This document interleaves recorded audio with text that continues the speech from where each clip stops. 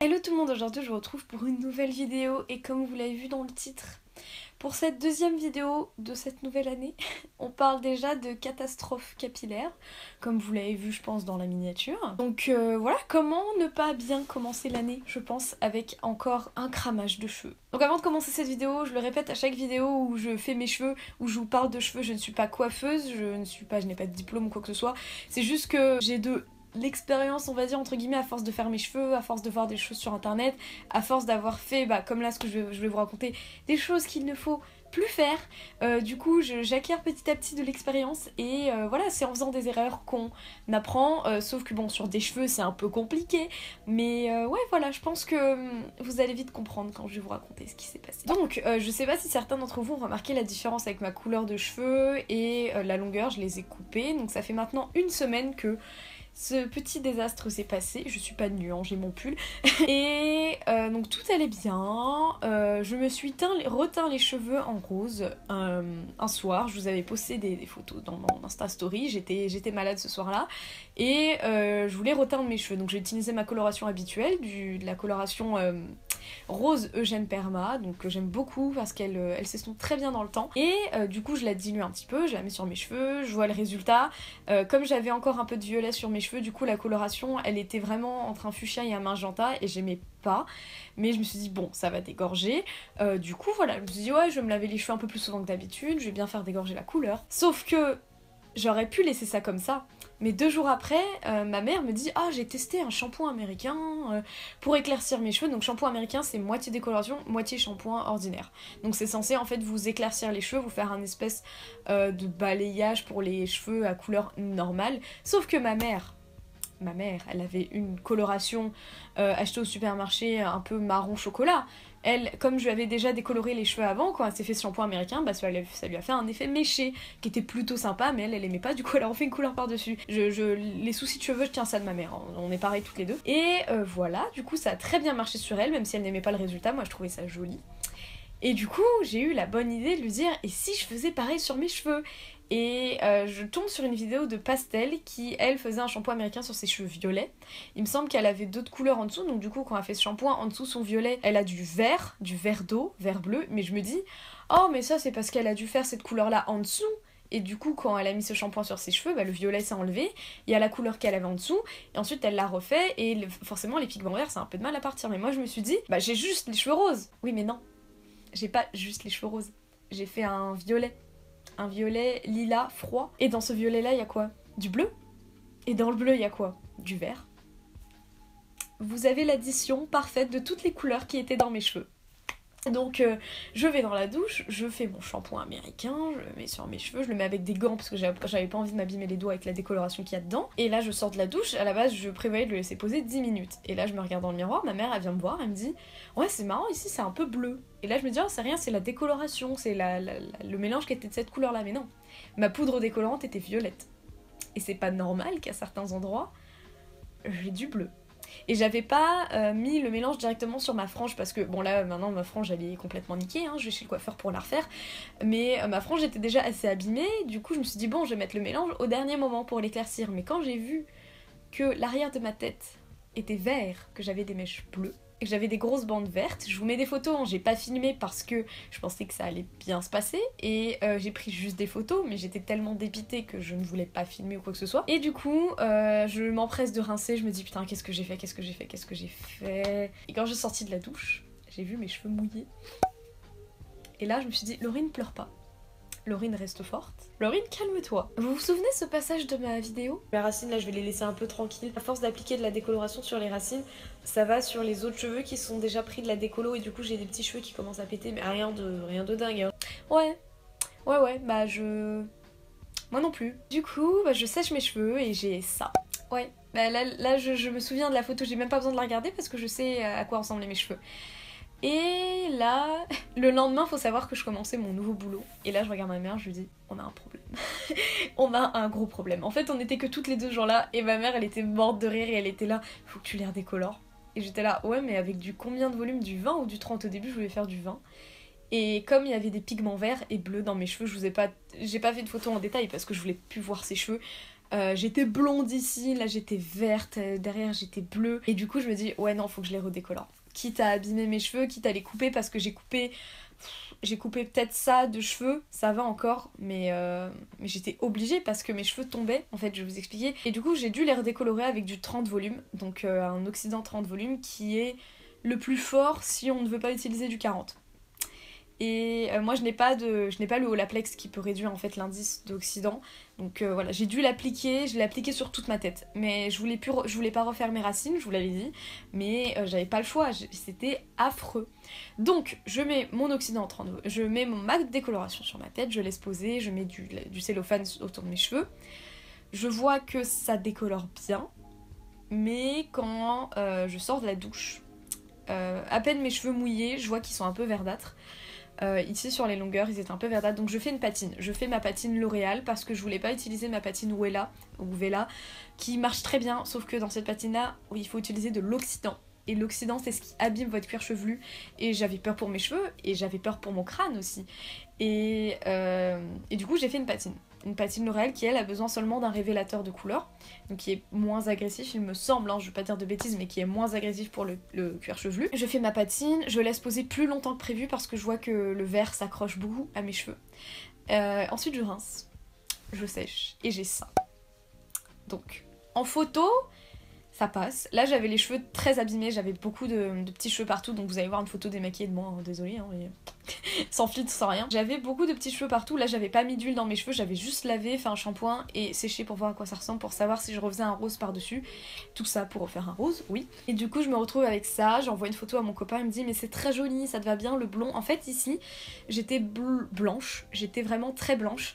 Avec la patine j'avais des reflets un peu lilas, violets, comme d'habitude avec toutes mes patines qui allaient s'estomper au fur et à mesure du temps. Ici j'étais encore un peu couleur menthe, couleur verre d'eau, et en photo ça allait, mais je me dis Laurine, quand tu vas travailler tu ne vas pas pouvoir mettre de filtre sur ta tête, donc il faut changer. Enfin, même je me disais si je reste avec ces cheveux là c'est sympa, mais c'est pas mon objectif d'avoir un espèce d'ombré lilas blanc avec un verre d'eau sur les longueurs. Parce que là, pour vous dire, ici, en dessous ce rose, je suis blonde platine blanche, mais ça a tué la fibre capillaire de mes cheveux. Forcément, hein, quand vous voulez être blonde, ça vous tue les cheveux. Et là, j'étais étonnée en fait de voir à quel point le haut de mon crâne avait tellement pris la décoloration que c'était blanc. Et j'ai eu très peur parce que je me suis dit mais Laurine, qu'est-ce que t'as tué tes cheveux. Mais il y avait toujours un moyen, il y a toujours un moyen, pas de les réparer, mais de faire en sorte qu'en apparence ils soient mieux. Parce qu'une fois que vous avez une fourche, vous pouvez pas la recoller. Vous pouvez juste faire en sorte qu'elle ne remonte pas sur tout le cheveu, donc en la coupant ou en faisant des soins régulièrement. Donc ce que j'ai fait déjà, en fait, pour vous expliquer, quand je touchais mes cheveux comme ça, j'avais plein de touffes de cheveux qui partaient. Même après avoir lavé mes cheveux, après la patine, ma mère était obligée de passer l'aspirateur dans la douche tellement j'avais mis des cheveux partout. Il y avait des boules de cheveux verdâtres dans la douche. Je ne sais pas comment je fais pour avoir 10 cheveux encore sur la tête aujourd'hui. Aujourd'hui je vous le dis à la rigolade, mais ne faites pas ça, ne faites pas ce que j'ai fait. Parce que tout ça partait d'un but d'éclaircir un rose. Alors que j'aurais pu très bien juste laver mes cheveux et mon rose se serait estompé, j'aurais pas eu un rose comme celui-ci.